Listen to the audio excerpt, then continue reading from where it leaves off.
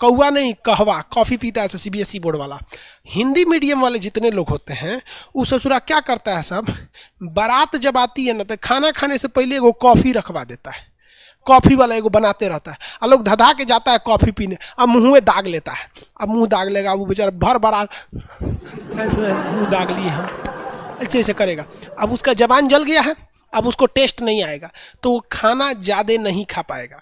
तो जानबूझ के हिंदी मीडियम वाला बारात जब खाना खाने आती है तो पहले कॉफ़ी रख देता है, चाव से पियाता है, हाँ हाँ कॉफ़ी पीजिए, पता है इससे ससुरा दाग लेगा मुँह, दाग लेगा तो कम खाएगा, खाना बचेगा। ससुरा 5 रुपया का कॉफ़ी पिला के 50 रुपया का खाना बचा लेता है। हम लोग जब छोटे थे ना तो हम लोग कि सर हम लोग को ये बात पढ़ाए थे कि ससुरा कॉफ़ी पिया के जला देता है, तो हम लोग क्या करते थे, पहले खाना खा लेते थे, दाब के खा लेते थे, उसके बाद कॉफ़ी पीने जाते थे। लाओ कॉफ़ी लाओ रे ससुरा, अब तेरा मुंह जले चाहे कुछ जले कोई फर्क नहीं पड़ता। हम लोग बचपन में बहुत बदमाश थे। आजकल का लड़का ना अजीब हो रहा है, सो तनिको बदमाश ये नहीं कर रहा है। हम लोग के भाई समय में डेली ओरहन आता था। ओरहन मतलब समझते हैं, complaint which is written by the female member of any other house is known as ओरहन इन आवर बिहारी लैंग्वेज। ओरहन देने आती थी, तार लइको आई कैला सा मार के भाग गई, तो हम लोग के अब डेली ओरहन आता था। आजकल का लड़का तो एकदम सीधा हो गया है एकदम।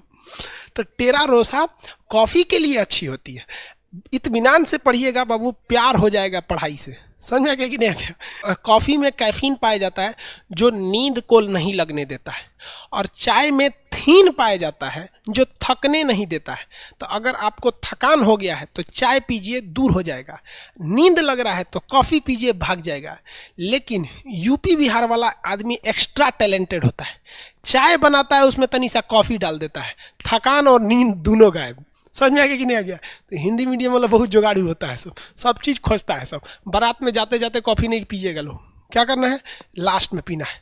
देहात का आदमी बारात जाता है ना, तो जब बारात पहुंचती है तो बोलोरो में से उतरते बेल्ट खोल लेता है, हुक खोल लेता है, ससुरा आज तो दाब के खाएंगे, 8 खरिया ना खैनी तब कहना पूरा खाएगा। और सलाद में सबसे पहले नींबू खोजता है, नींबू है, नींबू जानता है कि अड़च के खाना है, पचेगा कैसे, ना तो बोलेरो में बोकर देंगे हम लोग। आगे चलते हैं,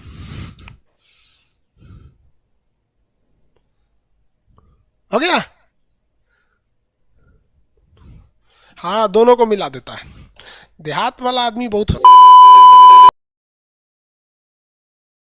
सबसे पहला होता है जन्म के आधार पर। यह बड़ा फालतू कानून बनाया गया था, एकदम रियल बोल रहे हैं, बिना सोचे समझे इस कानून को बना दिया गया, फालतू कानून।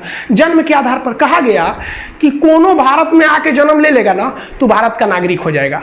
ससुरा पाकिस्तानी सब इसका मिसयूज करने लगा, सब 8-8 गो पत्नी रखा सब, और क्या करता था, सबको लोड कर देता था सब, अब भारत में छोड़ देता था, तो सब आके यहाँ डिलीवरी हो जाता था उन सबको। अब हमारा कानून है कि भारत में जन्म लेगा किसी का भी बच्चा वो भारत का नागरिक होगा। और ससुरा बड़ा होकर आतंकवादी बन जाता था, धाए धाए धाए धाए बम चलाता था। अब कहे से कि रे ससुरा ही तो बड़ी दिक्कत हो गया। भारत सरकार की नींद खुली, सोचिए कितना साल बाद, 55 में ये कानून बनाया है, और 31 साल बाद 86 में समझ में आया कि भाई साहब गलती हो गया, ये क्या हो गया यहाँ पर। आप ही बताइए गलत कानून था कि नहीं। भारत में जन्म सोचा कोनो प्रेग्नेंट औरत इंग्लैंड से आई, ताजमहल देखने आई, ओहो ताजमहल है, तब तो पता चला 1 हफ्ता में लड़का हो गया उसका आगरा में, अब वो इंग्लैंड का नहीं भारत का नागरिक होगा। तो भाई इसमें पहले था कि किसी को भी दे दिया जाएगा, लेकिन सरकार अपनी गलतियों को समझी और धीरे धीरे ही सुधार आता है। हम लोग एक गुलाम थे, आज़ादी मिला तो क्या चाहते हैं, एक के बार आप आइंस्टीन बन जाइएगा। तो 1986 में हम लोगों ने एक नियम बना दिया। नियम ये बनाया कि जो बचवा जन्म ले रहा है ना भारत में, उसकी माता या पिता में से कोई ना कोई एक कम से कम भारतीय रहना चाहिए, तभी हम उसको देंगे नागरिकता। नहीं तो अच्छा हुआ, मिसयूज थोड़ा कम हुआ इससे। मैच की पाकिस्तान आतंकवादियों को घुसा दिया इस एरिया में, धड़ाधड़ यहाँ आतंकवादियों का पूरा घुस गया सब, इतना एरिया में आतंकवादी पूरा घुस गए थे सब। अब राजा हरि सिंह को लग गया कि अगर हम अपना देश बनाने के लिए चलेंगे ना तो मेरा परिवार भी नहीं बचेगा। तो भागे भागे आए नेहरू जी के पास, है नेहरू जी बचा लीजिए, हमको पाकिस्तान मार रहा है। तो नेहरू जी कहा हाँ एकदम बचा लेंगे हम। सरदार पटेल जी देखिए तो बचाइए इनको। तो सरदार पटेल कहे छोड़ दीजिए ओकरा, बड़का होशियार बनते थे, अलगे देश बनाएंगे, जो देश बनाओ हमारा कौन चीज घटल है कि हम तोरा बचाने आएंगे, काहे लिए बचाएंगे। तो हरि सिंह ने कहा कि महाराज पटेल जी बचा लीजिए। तो सरदार पटेल ने कहा कि एक के शर्त पे बचेबो, पहले तुम साइन करो किस पर, एनेक्सेशन पर। तो उसने साइन किया इंस्ट्रूमेंटल ऑफ एक्सेशन, मतलब विलय पत्र पर साइन किया 26 अक्टूबर 1947 को कि हम अब भारत में मिल रहे हैं। तो सरदार पटेल ने कहा इन होशियारी हुआ, अब हम सेना भेजते हैं। तब यहां से भारत में सेना भेजा गया और भारत की सेना उनको खदेड़ दिया यहां पर। और भारतीय सेना उस समय बहुत ही बहादुरी से लड़ी थी। सबसे पहला सीरियल रेडक्लिफ, ये भारत के विभाजन करने आए थे।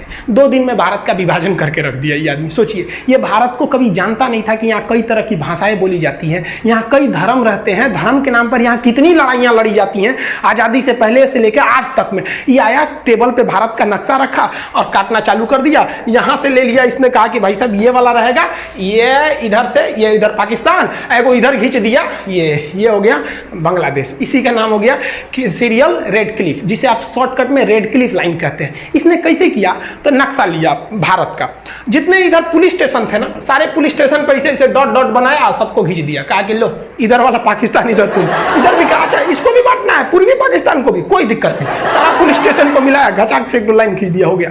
पता चला किसी का घर इंडिया में रह गया, खेत बांग्लादेश में चल गया, किसी का द्वारा इंडिया में, आंगना चल गया बांग्लादेश में। अजब अजब कांड करके चल गया। अरे भाई, इनका अपना रहता तब ना समझ में आता, यही कांड हो गया।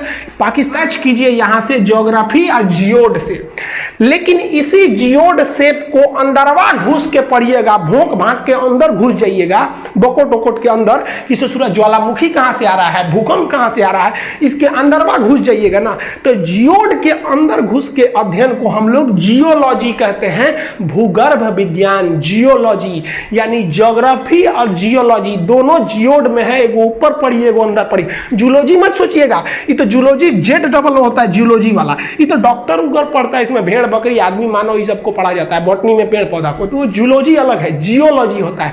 तो पृथ्वी से असंजक बल रहेगा, असंजक बल की वैल्यू जितनी ज्यादा रहेगी वो चीज उतने देर तक चिपका रहेगा। तो बहुत बढ़िया से काजल चिपका रहेगा, देख रहे हैं कितना बढ़िया से इसका चिपका हुआ है। लेकमे वगैरह में क्या रहता है, असंजक बल की वैल्यू बहुत ज्यादा रहती है, और यही वैल्यू कम रहेगी तो लगाएंगे तो आधा घंटा बाद पोता जाता है।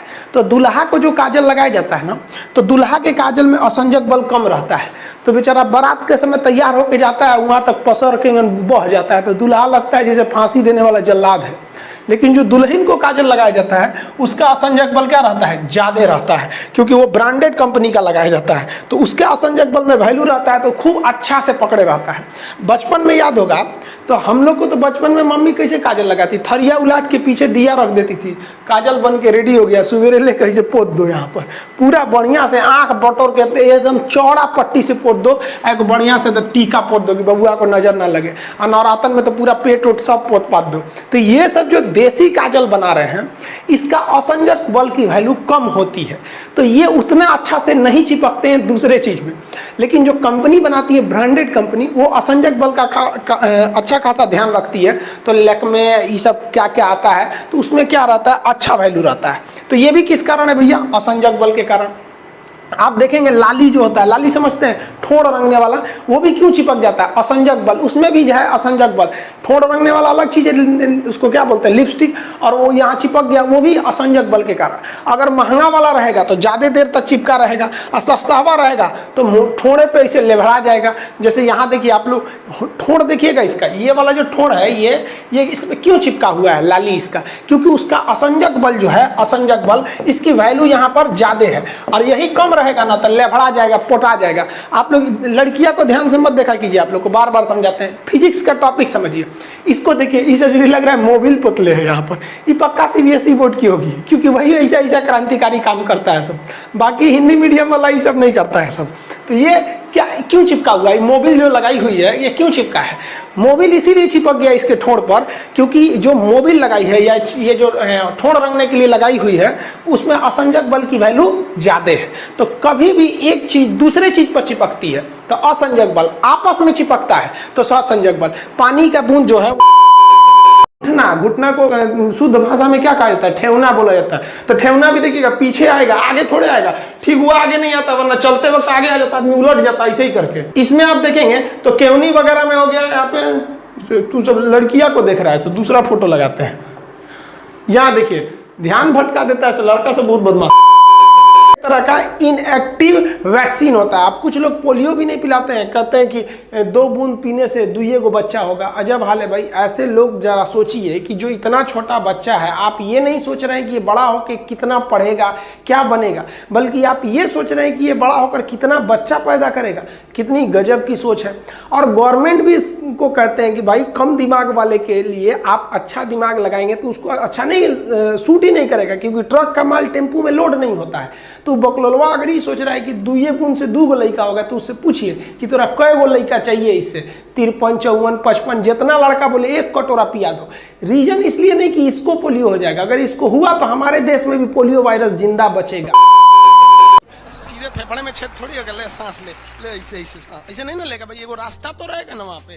तो लंग्स से सांस लेता है जैसे हम लोग लेते हैं। हिंदी में बेंग बोलते हैं कर रहे हैं सर, मेढक ने हिंदी में बेंग बोलते हैं, हम लोग बेंगचा बोलते थे लोग। और कहा जाता था कि मेढक को मार देंगे ना तो 2 बातें बड़ी प्रसिद्ध थी। मेढक मारने से कान पक जाता है, पहला बात, मेढक मार देंगे तो कान पकने लगता है। और दूसरा कहते थे मेढक मार दोगे ना तो गूंगी पत्नी मिल जाएगी। अरे भैया, जिनको गूंगी पत्नी मिली बहुत नसीब वाला है, नहीं तो लबड़ लबड़ बोलेगी ना, फिर देखेंगे कुछ बोलिएगा उसका जवाब वो पक्का देगी वहां पे। बाप रे, आज सुबह सुबह आप लोग का क्लास लेट हो गया पति पत्नी के झगड़ा के चक्कर। अरे दोनों लड़ रहा था, सब मानता ही नहीं है सब। लड़की लोग को ना घर बर्बाद करता है कौन? उसके नैहर वाले सब। नैहर वाला चढ़ा देता है, अरे बेटी तो हमरी है। नैहर वाला बेटी को नहीं रहा। लड़की का 2 सबसे बड़ा दुश्मन है, एक उसका नैहर वाला, एक उसका बॉयफ्रेंड। ये उसके ओरिजिनल लाइफ को खराब करेगा। लड़की लोग जो क्लास कर रही हो ना, याद रखना, बॉयफ्रेंड को क्या मतलब रहता है, उनको कोई मतलब नहीं, टाइम पास के लिए। उसको गाली दे दीजिएगा, सह लेगा, कहेगा थोड़ा टाइम पास करना है, भाग तराव के बाद यहाँ पे। और नैहर वाले 2 से 3 साल लड़की को रख सकते हैं, इसके बाद नैहर वाले कहेंगे खुद ये खचरी थी। लड़की को समझ में आता नहीं, जब समझ में आता है बहुत देर हो चुका है। कुछ ससुरे लड़के भी खचरा होते हैं, उनको भी समझ में नहीं आता, कौन समझाएगा। आज पॉलिटिक्स का क्लास लेट हो गया इन सब के चक्कर, फिर कान पकड़ लिए। बियाह शादी वाला मैटर हमरा से ना होगा, सोचा यूपीएससी से टफ है लड़की को समझाना।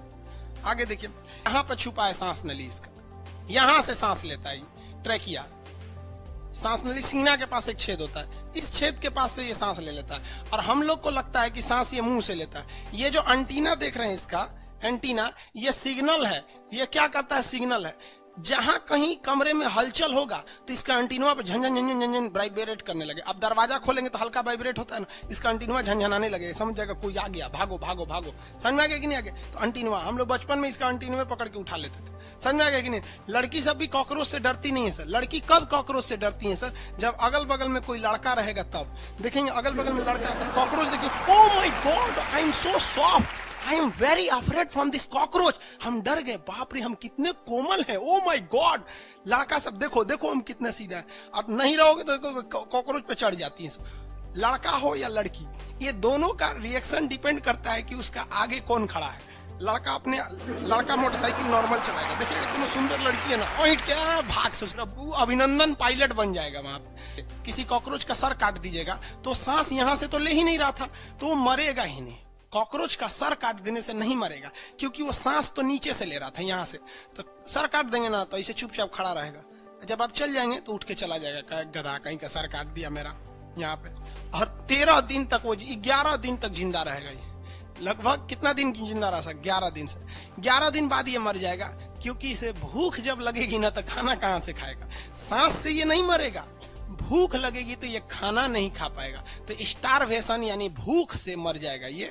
जिस तरह से जैन धर्म में स्टारवेशन होता है ना, संलेखना जिसे कहा जाता है, वैसे ही ये मर जाएगा कॉकरोच। तो कॉकरोच हाई हो गया तो नमक तेल मसाला गर्म चीज कम कर दीजिए, लो हो जाएगा।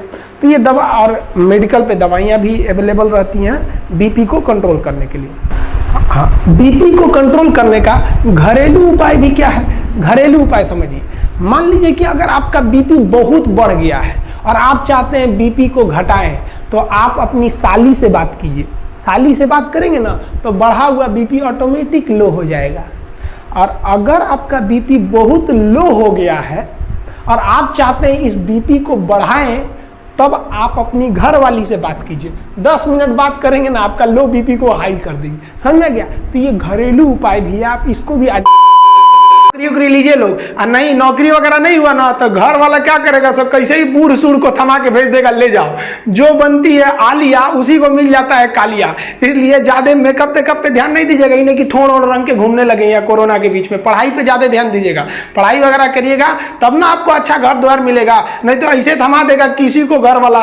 कोनो सरकारी नौकरी लेके आएगा और कैसनो रहेगा एकदम करिया भूचेंग लेके चल जाएगा। इसलिए सब लोग भाई, कुछ लोगों का कहना है कि भारत को 2 फ्रंट वार झेलना पड़ेगा, एक चाइना से एक पाकिस्तान से। हमारे हिसाब से ये 1.5 फ्रंट वार है, पाकिस्तान थोड़ी ना लड़ पाएगा भारत से। अब अंदाजा लगाइए ना पाकिस्तानी सेना प्रमुख बाजवा का क्या कहना है कि पाकिस्तान का जो एरिया है वहां पर जितने हॉस्पिटल है उसमें 50% बेड खाली रहे, क्योंकि इनको पता है कि जो इनकी फौज है ये पिटा के आने वाली है और इनके लिए बेड खाली रहना चाहिए। और साथ ही कहा है कि ब्लड का भी इंतजाम रखिए, क्योंकि इनको पता है भारत वाला बहुत बुरा थूरता है सब, तो ब्लड वगैरह गिर जाएगा, मुंह हाथ फूट जाएगा, तो ब्लड की भी जरूरत है। पहले से ही बेचारे तैयार हैं। वाह, हम लोग की फौज हथियार खरीद रही है, इससे थोड़ा ब्लड ये सब बेड उड खरीद रहा है। अच्छा है भाई, आपको कम से कम पता तो है आपको आपकी। दरवाजा में ग्रीस घट गया तो दरवाजा खोलेंगे तो चोय चोय बोलेगा। वैसे ही आपके शरीर में जैसे बुढ़ापा में यूरिक एसिड बढ़ेगा, साइनोवियल द्रव घट जाएगा, अब आपकी हड्डी चोय चोय बोलेगी। तो उसी को कहते हैं लोग गठिया हो गई लो बाबू को। तो देखिएगा बूढ़ा बुजुर्ग आदमी को गठिया हो जाता है, घुटना में बैठिए नहीं पाता, बैठेगा तो चोय चोय करेगा, तो पकड़ के बैठेगा, अरे बाप हो, लाठी ले रहेगा। अब बैठ जाएगा तो उठेगा एकदम कहर कहर के। वे बुढ़ापा बड़ी खतरनाक होता है। अगर आप चिकन बनाते होंगे कुकर में और अगर 12 सीटी लगा दीजिए, जहां 12 सीटी लगा देंगे ना तो टेंडम जितना है वो गल के खत्म हो जाएगा। तो कुकर जब खोलेंगे ना तो हड्डी अलग मिलेगा, मांस अलग मिलेगा। हड्डी और मांस को कौन जोड़ के रखता है? टेंडम। किसी किसी में टेंडम बहुत ज्यादा होता है, तो कोई कोई मुर्गी लाइएगा ना, बूढ़ मुर्गी, उसे सुरा के मीटवे नहीं गलता है, उसका गलबे नहीं करेगा, घींचना पड़ेगा इसे, उसको खींच के। काहे के लिए? वो बूढ़ मुर्गी का टेंडम जो है तगड़ा था, यानी हड्डी से मांस बढ़िया से पकड़ा हुआ था। समझ में गया? बुढ़ापा में टेंडम वगैरह गल जाता है, देखने झूल जाता है आदमी का शरीर एकदम। हाँ, हड्डियों का ज्वाइंट होता है, उसे क्या कहेंगे? लिंगामेंट। यहाँ भी लिंगामेंट होगा, यहाँ भी लिंगामेंट होगा। आजकल डॉक्टर एक टेक्निकल भाषा का प्रयोग कर रहा है, जहां ज्वाइंट से हड्डी टूट रहा है ना तो पेशेंट को डरवाने के लिए कर रहा है, oh my God what happened with his. कहेगा इसको ना टूटा नहीं बोलेगा, नहीं कहेगा हाथ टूट गया, कहेगा लिंगामेंट टूट गया, लिंगामेंट। अब बेचारा मरीज अनपढ़, उसको क्या पता है लिंगामेंट कौन जीगा, उसको लगेगा है भी कुछ टूट गई लो हमरा, कि डॉक्टर साहब बचा लीजिए। हाँ कोई बात नहीं, 1 लाख जमा कर दो। डॉक्टर वकील अगर आप नहीं जानते हैं तो बढ़िया से खाली कर लेगा सर।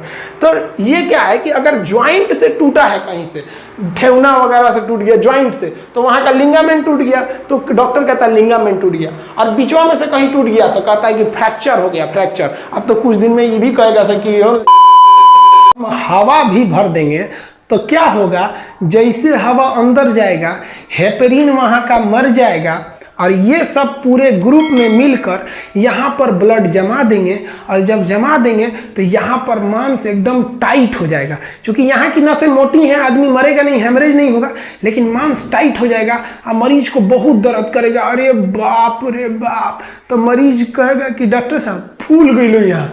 तो डॉक्टर कैसे कहेगा कि गलती तो हमरे है? तो कहेगा बाबू गर्म पानी भिगा के सेकिएगा। तो मरीज गर्म पानी भिगा के सेकेगा, अरे बाप, अरे बकलोलवा मरीज जब इंजेक्शन लगता है तो खुद देख लिया कर।